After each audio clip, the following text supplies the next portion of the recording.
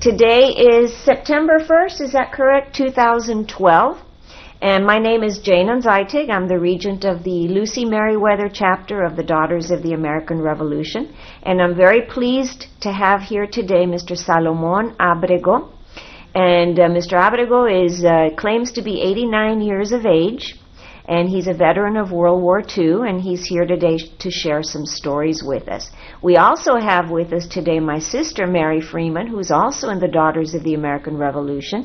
So I just want to start by thanking you for taking the time to come and share some of your highlights and some of your information about World War II. And I wanted to comment that, you know, your daughter, Billy Godinez, and I go way back, and I'm happy to call her my friend, and you also.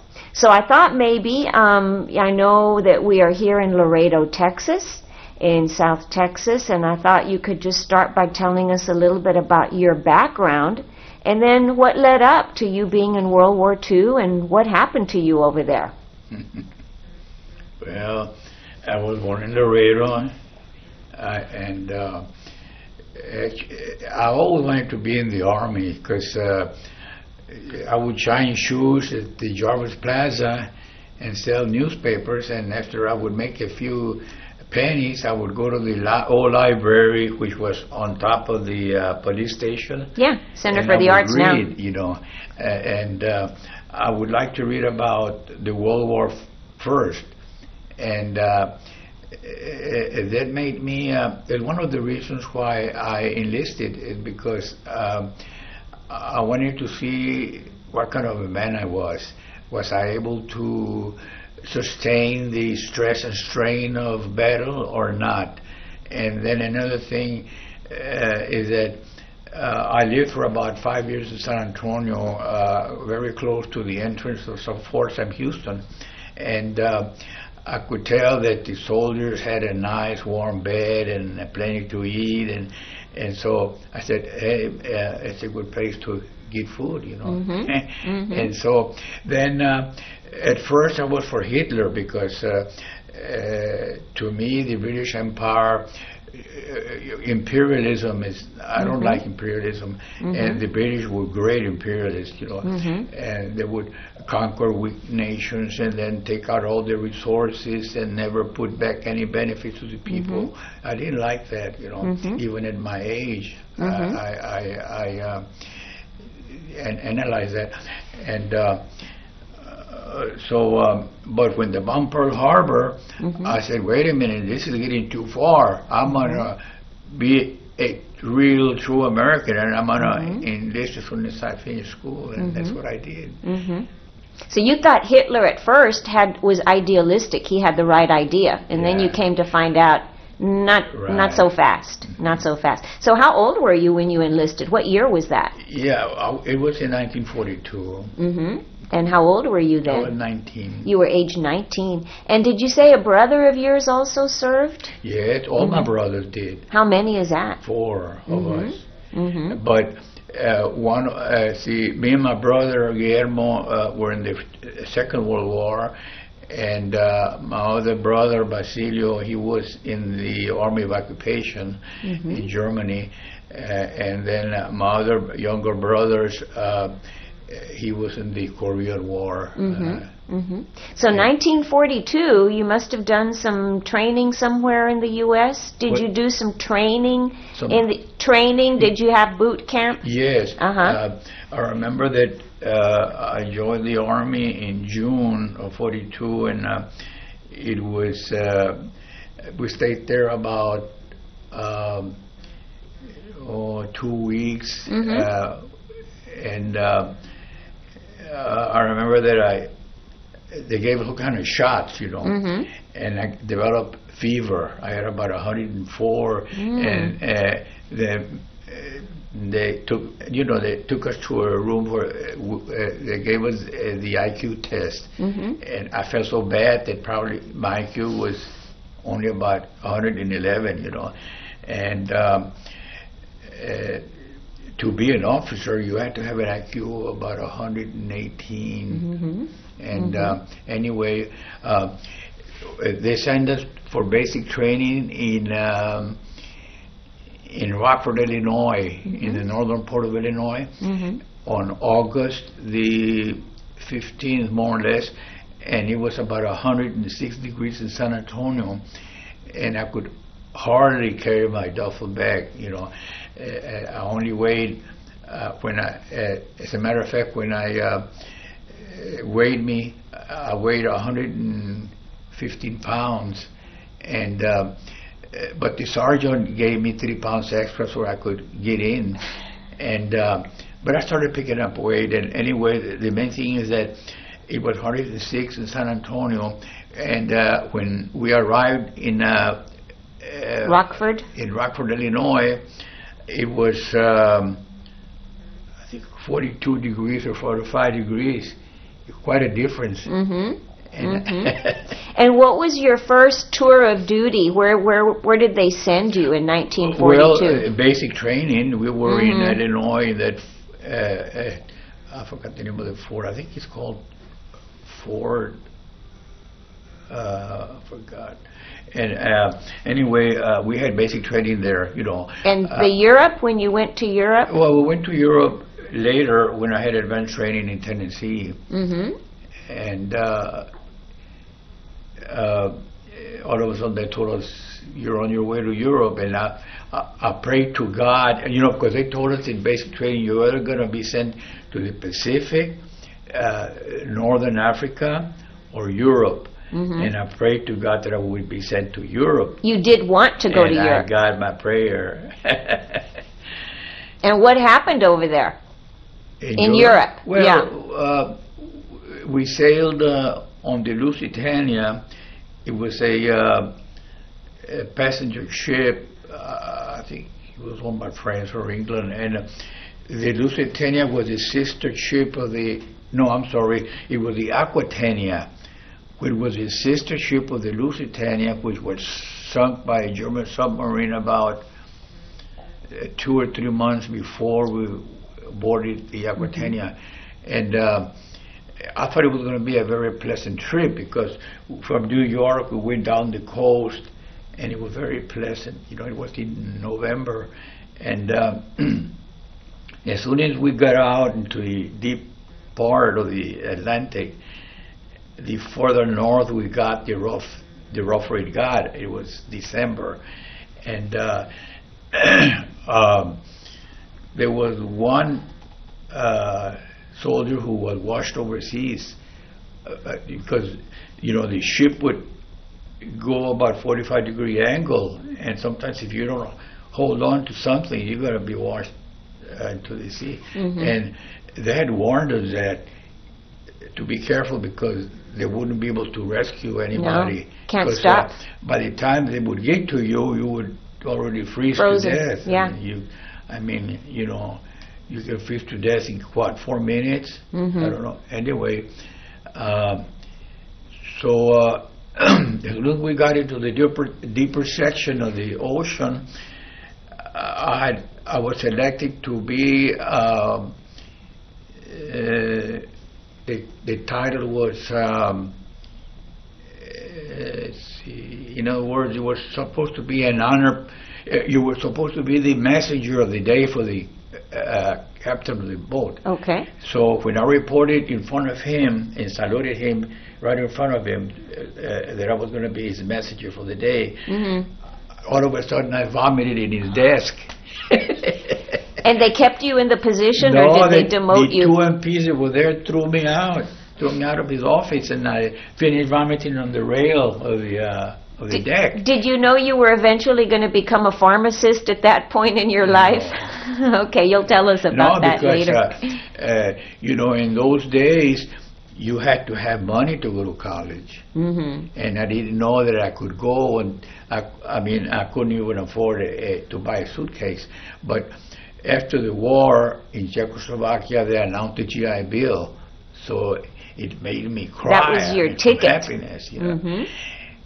And I didn't know. I knew that I wanted to study some connected to science, you know. Very good. And then the action. What did you see in Europe? Where were you? What were the in Normandy, places? like I said, I was helping in a battle fatigue war. Battle fatigue. Yeah, soldiers would come in, especially after the St. Lo breakthrough, where our bombers, we were, it was early in the morning, around 8 o'clock in the morning, and I heard a humming sound, like that. And I was wondering what it was. I was waiting to go on duty. I just finished breakfast, and the sound got louder and louder, and I said, I wonder what it is. And then I figured it was coming from the sky, and I looked up, and it looked like a cloud, and it got closer. I could see there were airplanes, and when the whole fleet of 1,000 bombers passed overhead of us, the ground shook. Whose bombers were they? Us, American. We were going to bomb St. Lo to break through the Normandy Peninsula. And that's where General McNair got killed by our own bombs. Because he was there as an observer for General Marshall.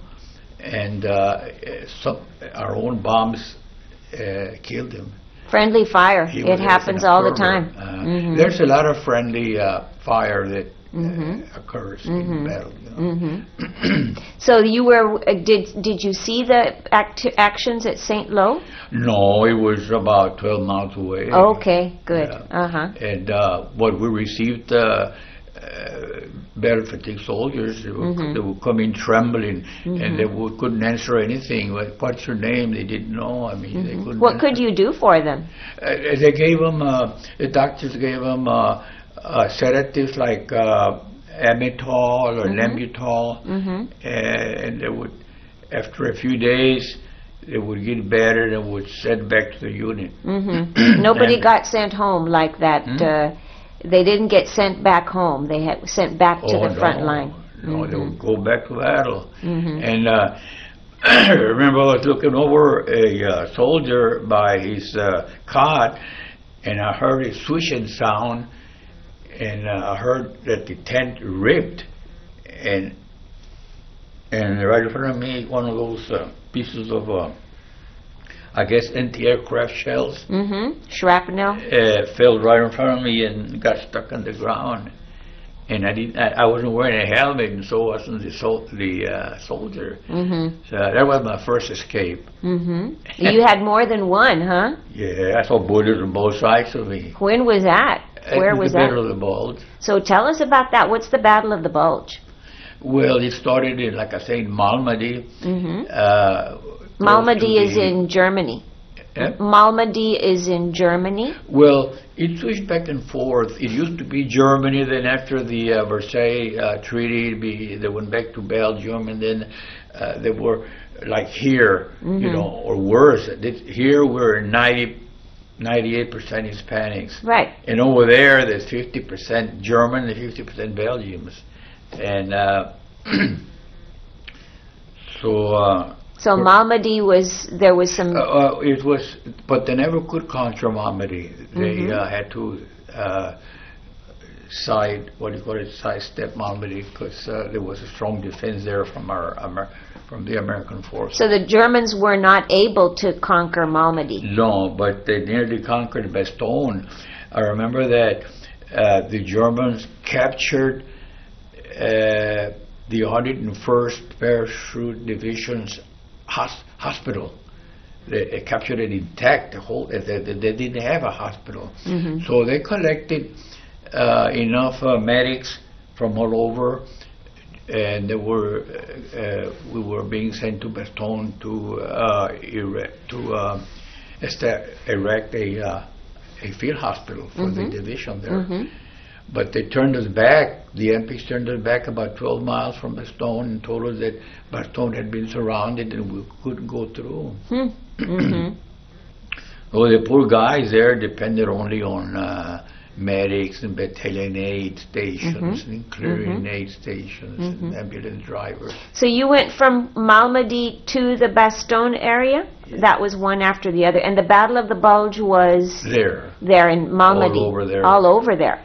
This is all in Belgium. In Belgium, okay. And in the winter. The Germans wanted to divide us, and so they were hoping to conquer Antwerp, where we were already receiving supplies, and they knew that it would hinder our effort to win the war.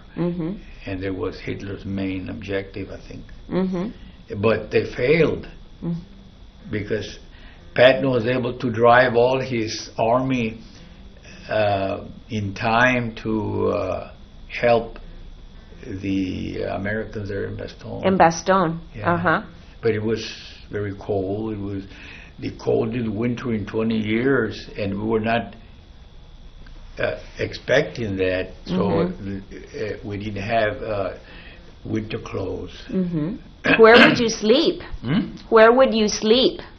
We slept in bombed out buildings, on the ground, in vehicles, underneath, inside, foxholes, next to a tree. Wherever you could. And the clothes, would you get clean clothes, or you? Let me tell you something that's interesting.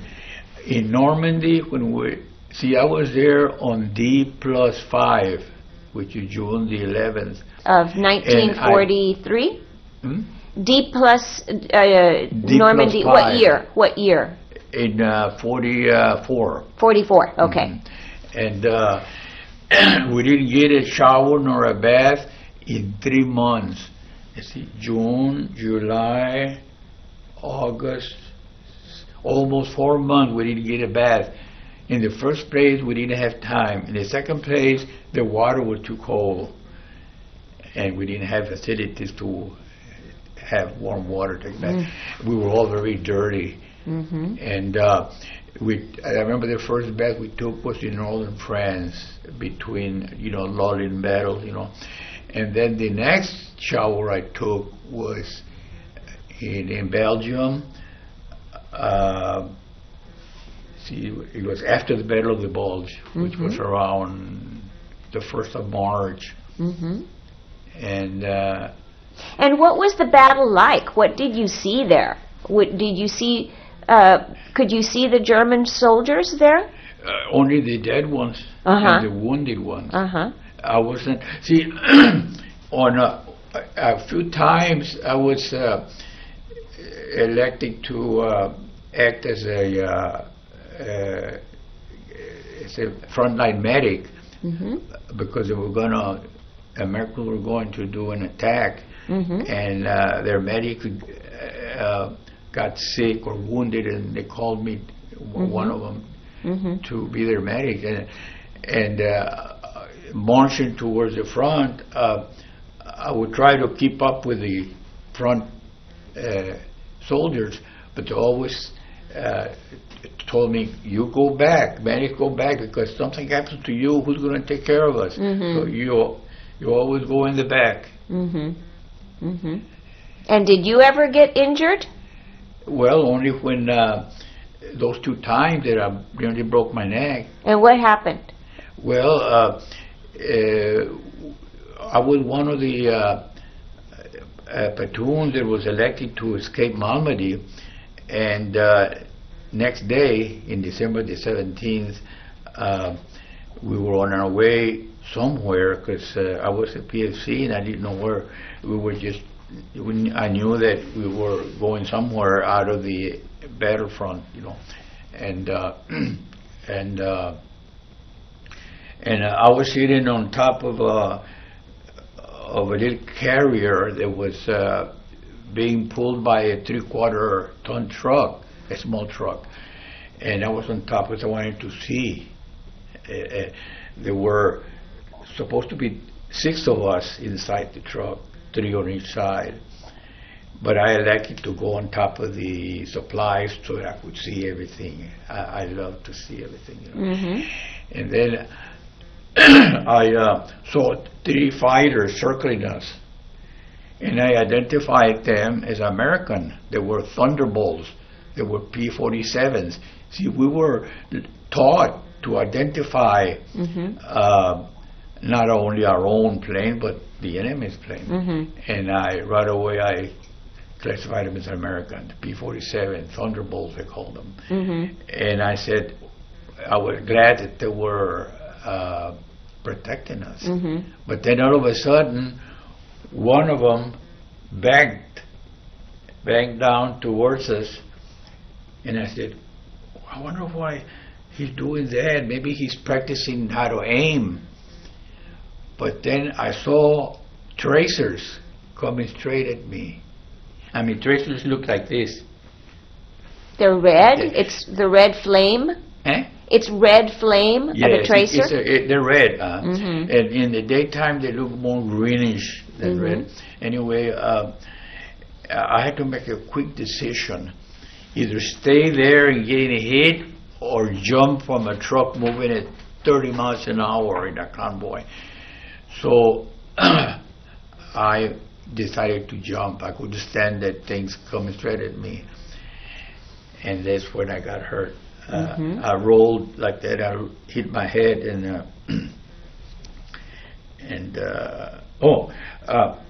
the 2 guys who were supposed to sit with, they got hit by those bullets.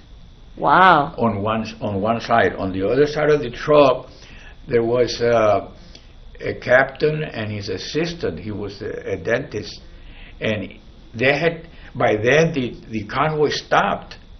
So they jumped out of the truck, the captain and an assistant, and they were running across a meadow. And you know, those bombers at that time had 50-pound bombs on each wing, about 2 of them. And one of the bombs fell right in front of them and killed them. Oh my goodness! So it was an accident. Day, we went back and dug them out. So you made the wise choice, even though you had a head injury.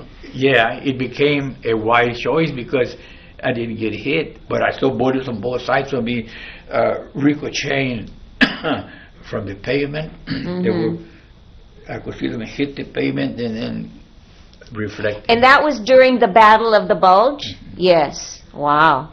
And after that battle, how long did that battle last? About 3 weeks or 4 weeks. It was 3 weeks. But it was ended up being successful for us. Yeah.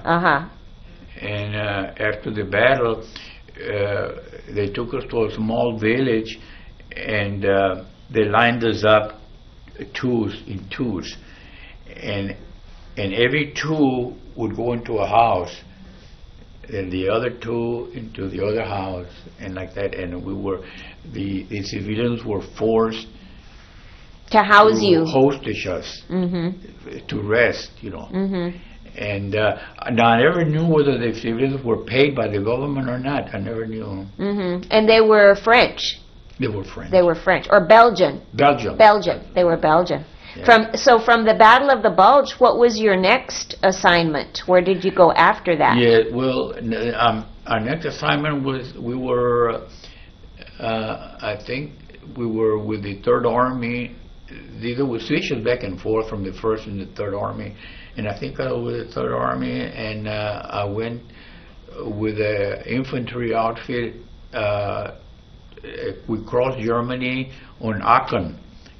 Now all of these towns were completely destroyed, completely destroyed. And from Aachen we went to Cologne. And Cologne was a nice-sized city, and every building was destroyed except the cathedral.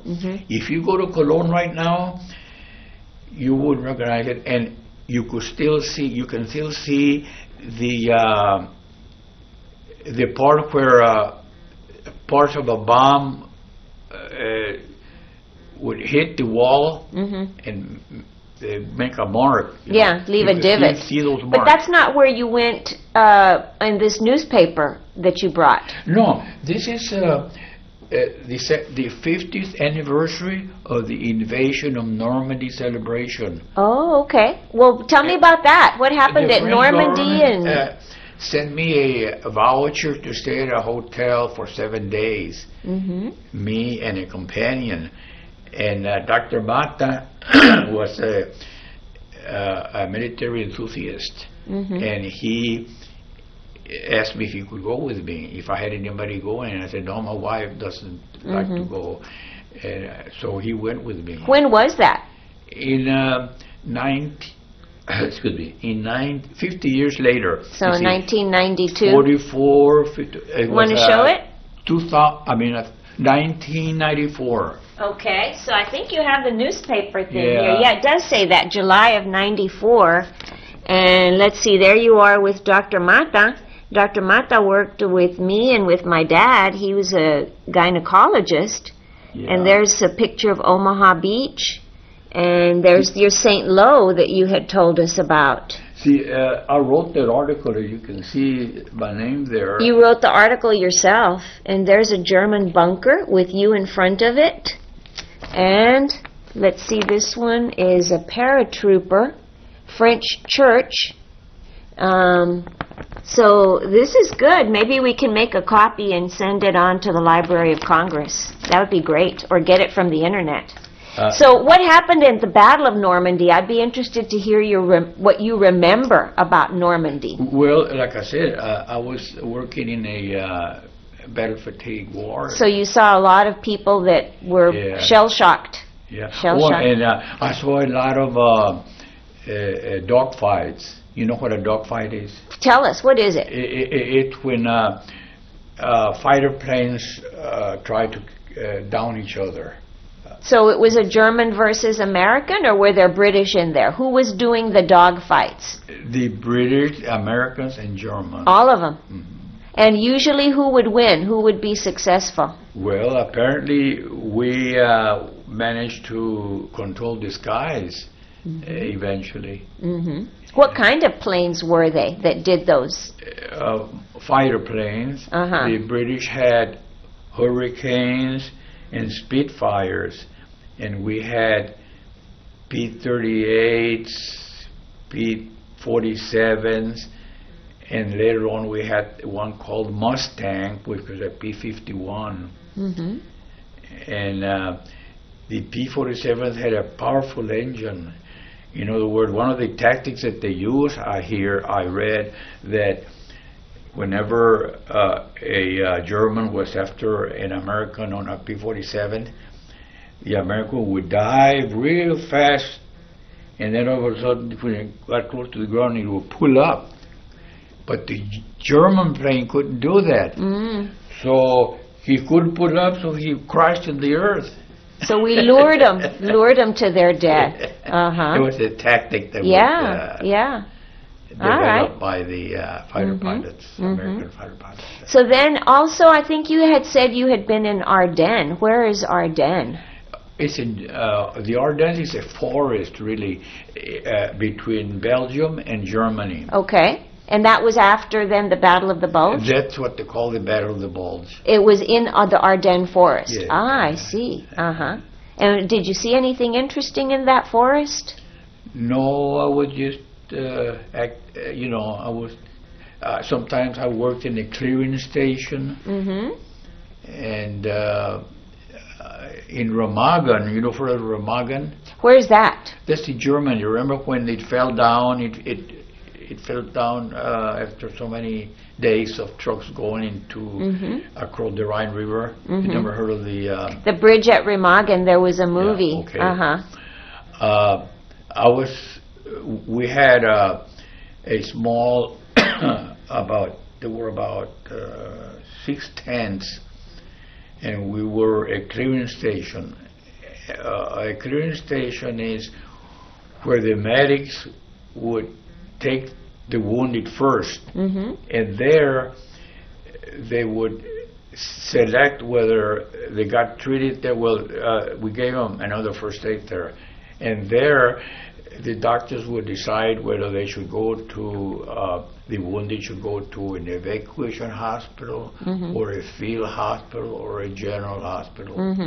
And we were situated right on a hill overlooking the Remagen Bridge. And so it was still intact when you were working there. So then how did it fall? What happened? Well, the Germans were able to land a few shells on it, and then there was a theory that the trucks were almost bumper to bumper crossing the bridge, and the vibration of the sound of the motors helped to destroy it. So the American controlled the bridge. So we didn't want it to fall. We wanted it to stay. What was that? The Americans were using the bridge, Yes. and they didn't want it to fall. No, right. But the engineers were already building a pontoon bridge, just in case. And it came in handy. Did you cross that bridge yourself? Yes. You crossed it how many times? No, only one time. Just one time. Yeah. And then I went back across the Rhine because we went down to Frankfurt. From Remagen, we went down to Frankfurt. And from Frankfurt, we crossed Germany into Leipzig. Beautiful town. It wasn't damaged. But then from Leipzig, we went down to Dresden, which was completely burned.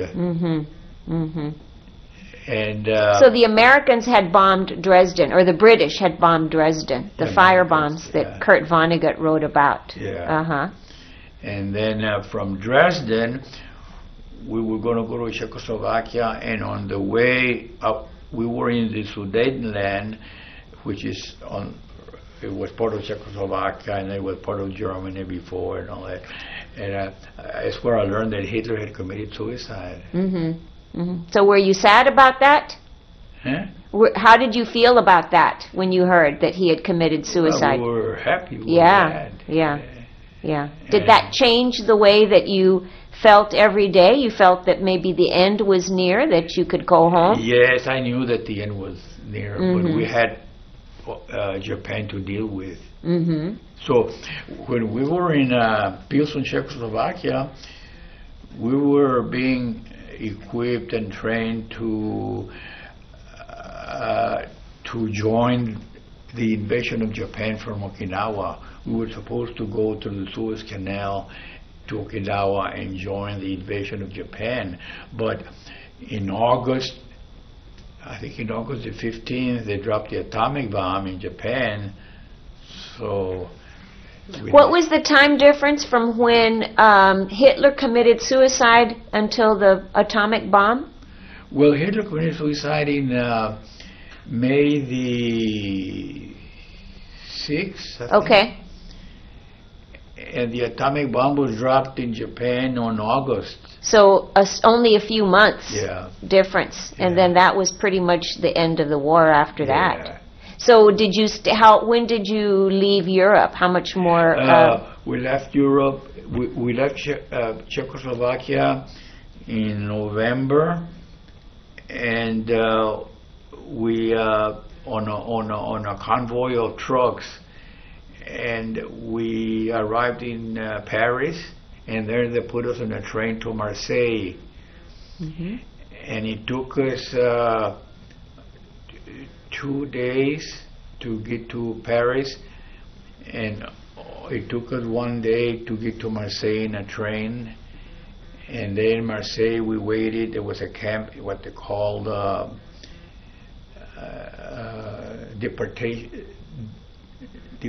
departing camp. And we waited there about 2 weeks. They put us in a Liberty ship. And from Marseille, it was in the Mediterranean. You know, the water was calm, and it was November. And I said, "Oh boy, we're not in the North Atlantic. I'm going to enjoy this trip." As soon as I reached the deep water, there I go again. I couldn't not even hold water in my stomach. I lost 10 pounds each way. I guess you're glad you didn't go Navy, right?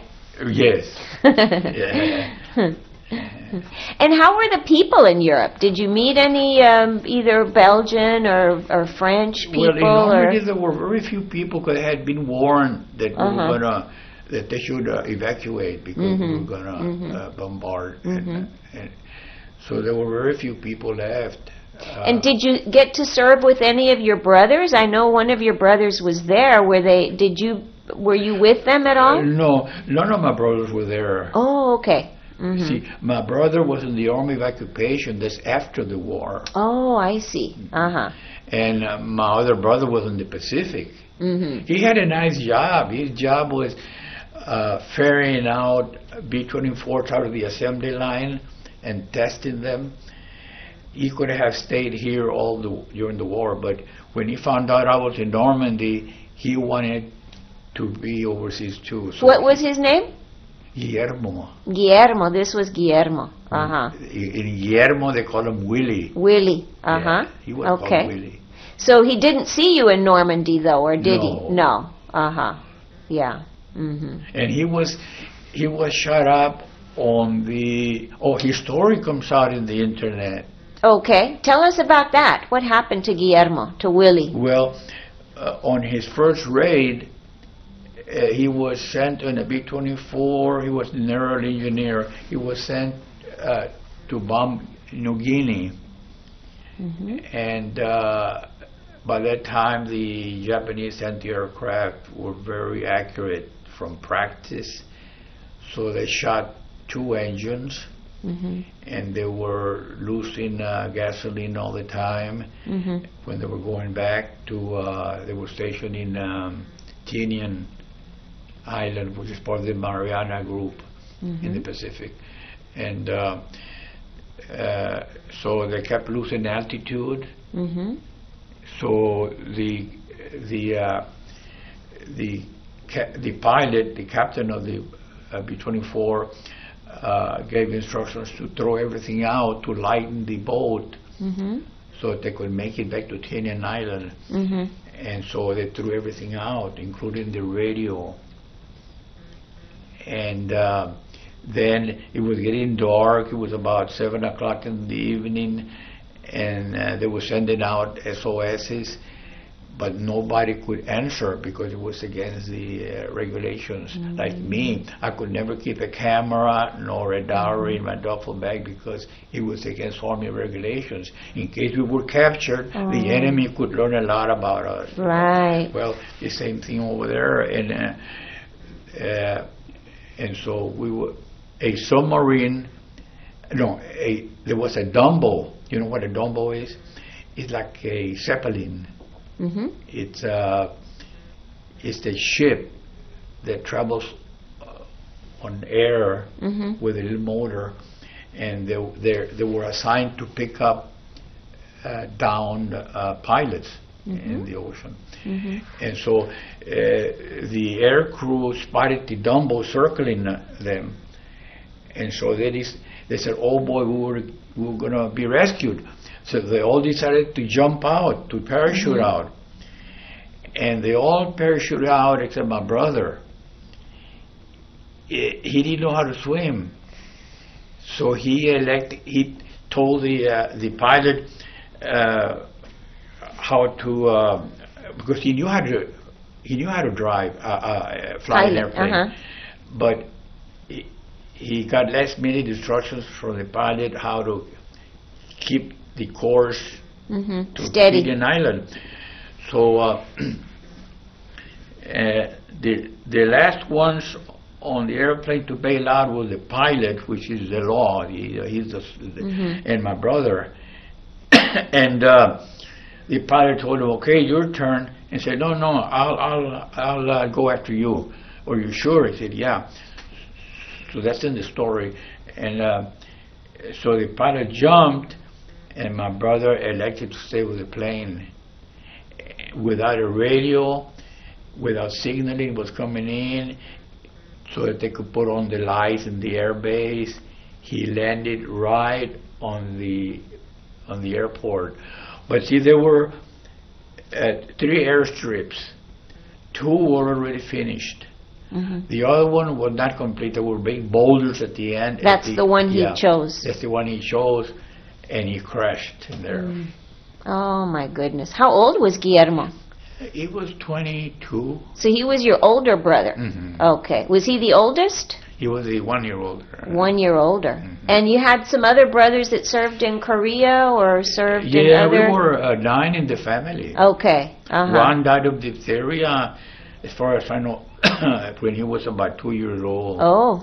And then he died in the war, and then 2 brothers died at the age of 70.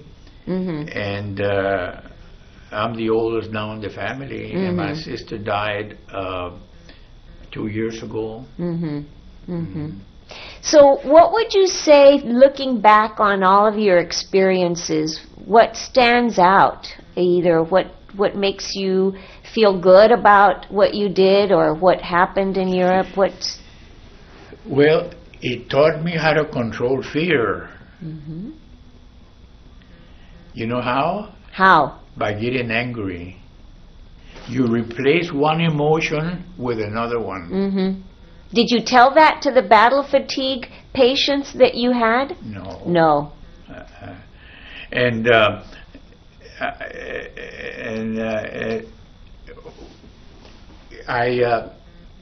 It gave me a desire to travel. I know you've always enjoyed traveling. I have been to 36 countries. And when I go to a country, I don't go to Istanbul and say I've been in Turkey, or I don't go to Berlin and say I've been in Germany. I tour the whole country. Great. So you've been back, like you told me, back to Germany, and you saw a lot of changes, right? As a matter of fact, I just got back from China. I was there 17 days, and two days coming and going is 19 days. And have you kept much in contact with any of your people you served with in the military? Yes, the 68 formed an association, and they would hold meetings every year in different places. And I managed to attend half of them. The 68th is... Medical regiment. That's the medical... How many of people are in that organization? We started with 1,800. And I have a information how many were wounded, how many died, how many were taken prisoners, and how many were still missing. But I didn't bring it with me. Oh, that would be interesting. But I think you brought your discharge papers. Is that right? Or yeah, but it doesn't say that. Oh, anyway, this says the honorable discharge. Why does it look black? What is? Because it's the way they made copies. Oh, there in we those go. Days. That was the copy machine. That's the way they made copies. Now they don't. Now the letters are black and the background is white. Right. Very good. Well, I don't know if there's anything that you'd kind of like to share with us in closing, or final thoughts, either about your experiences in the war or after you came home, or anything that you'd like to kind of share.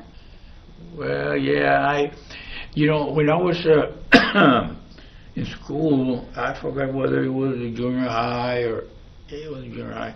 I read a book called by Paul de Kruif, Kruif, I think. It was called Microbe Hunters.